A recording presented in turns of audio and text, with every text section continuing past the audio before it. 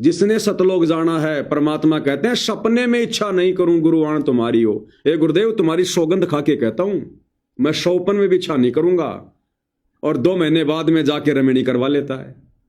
अरे रोजाना क्या गा रहा है, सुख संपत्ति परिवार धन और सुंदर नारी हो।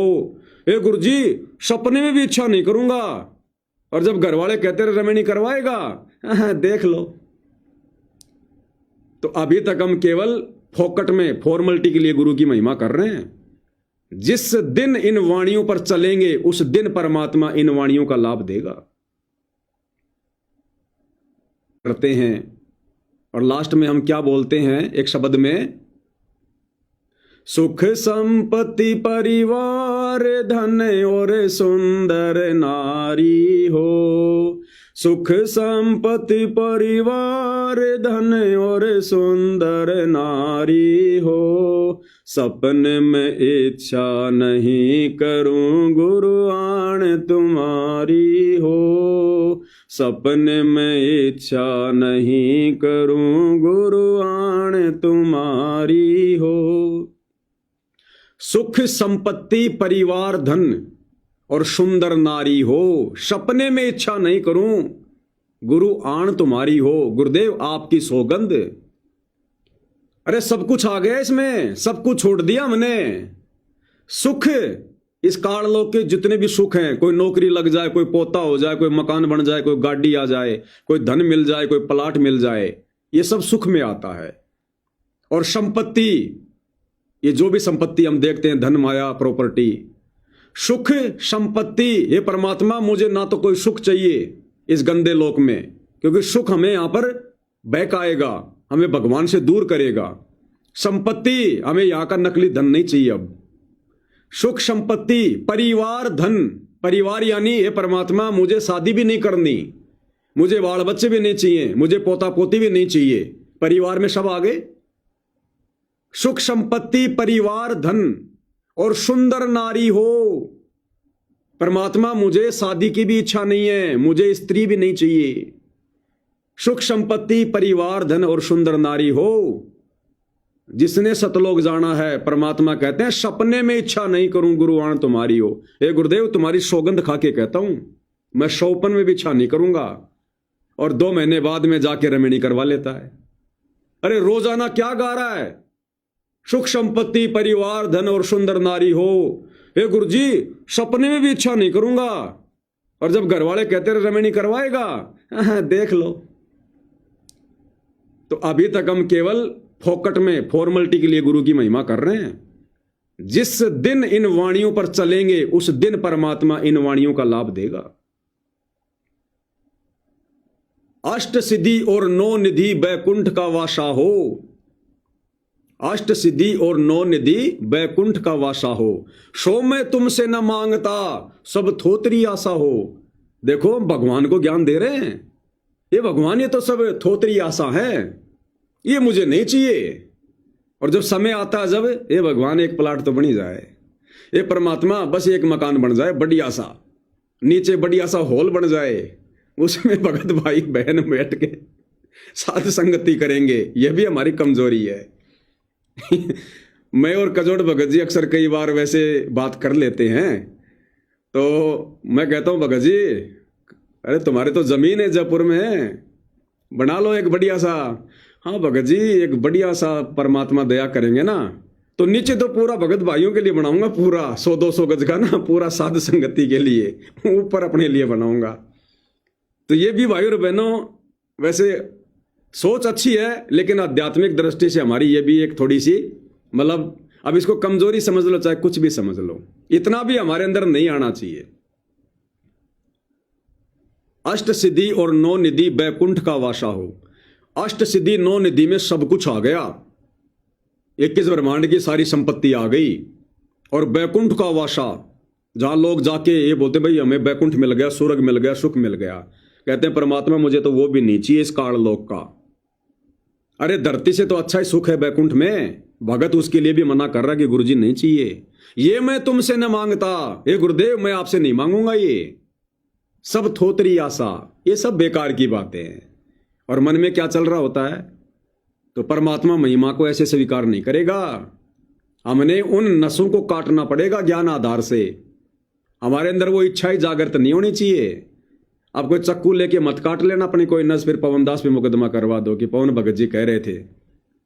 इस अध्यात्म को अध्यात्म की दृष्टि से समझो। यानी हमने वो सोच ही पैदा नहीं करनी है। हमने इस काललोक का कुछ नहीं चाहिए। एक दिन ये तो वैसे नष्ट होना है जब महाप्रलय होगी, तब यहां रह क्या गया फिर। यहां ब्रह्मा विष्णु महेश जैसे स्थायी नहीं है, ये काल और दुर्गा स्थायी नहीं है, अक्षर पुरुष स्थायी नहीं है, फिर हम किस सुख की उम्मीद करें यहां। तो इसलिए भगत कह रहा है दिन रात नींद ना आवे है, ये ज्ञान समझ में आने के बाद है कि यहां किस चीज की आशा करूं, किस चीज की उम्मीद करूं। मन कुछ भी नहीं सुहावे, सब नश्वर है यहां पर, आंखों के सामने सब नष्ट हो जाता है, एक दिन वैसे ही नष्ट होना है। तो कौन सी चीज हमारे को अच्छी लगेगी यहां की। दिन रात नींद ना आवे है, मन कुछ भी नहीं सुहावे है, मैं कर रही सोच विचार जगत से नाटूंगी। मैं सोच विचार कर रही हूं ज्ञान को आधार बना के, आत्मा के ऊपर परमात्मा कह रहे हैं जगत से नाटूंगी। यानी अब मैं समाज की झूठी परंपराओं को नहीं निभाऊंगी। ये झूठे बार त्योहार, तीज त्योहार, ये ब्याह शादी जन्मदिन, ये फलाने दिखने फंक्शन, ये मैं नहीं निभाऊंगी। जगत से नाटूंगी, मना करूंगी लोगों को धीरे धीरे। भैया हमने लोकलाज में नहीं फंसना, हमने तुम्हारी इन गलत परंपराओं में पढ़कर भक्ति और भगवान से दूर नहीं होना। जगत से नाटूंगी, मना करूंगी स्पष्ट कि हमें तो भगवान चाहिए, हमें समाज नहीं चाहिए। मेरा होया गुरु से प्यार बधाई मैं बांटूंगी। मेरे झाल प्रेम की उठे है, मेरे अंत तरंगा छूटे है, मेरे झाल प्रेम की उठे है, मेरे अंत तरंगा छूटे है। ना करूं 16 श्रृंगार, इन्हें के मैं चाटूंगी। ना करूं 16 श्रृंगार, इन्हें के मैं चाटूंगी। मेरा होया गुरु से प्यार बधाई मैं बांटूंगी। मेरा होया गुरु से प्यार बधाई मैं बांटूंगी। मेरे जाल प्रेम की उठे, ये ज्ञान समझ में आने के बाद, सतगुरु समझ में आने के बाद, टारगेट जब हमारा मोक्ष बन जाएगा, उसके बाद वो लहर की मेहर ऑटोमेटिक हमारे अंदर हिलोरे लेंगे। हमें रह रहकर सतलोक के सुख याद आएंगे।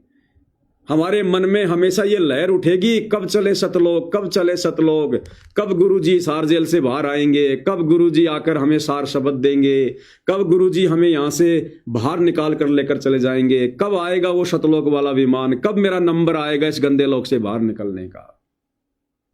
इन सब बातों को लेकर ये ज्ञान समझ में आने के बाद भगत के मन में हिलोर उठेगी। मेरे झाल प्रेम की उठे है, मेरे अंत तरंगा छूटे है। ना करूं 16 श्रृंगार, इन्हें के मैं चाटूंगी। ये 16 श्रृंगार जो माता बहनें करती हैं अपने पति को खुश करने के लिए, दुनिया को खुश करने के लिए कि मैं सुंदर लगूं, ये ज्ञान हो जाने के बाद आत्मा कहती है कि मैं ये भारी दिखावा नहीं करूंगी।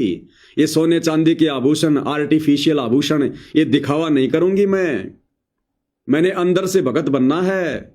ये भारी दिखावा मेरे किसी काम का नहीं है। ये 16 श्रृंगार करके क्या मैं चाटूंगी जो मेरे किसी काम का भी नहीं है, जो मुझे भगवान से दूर करे।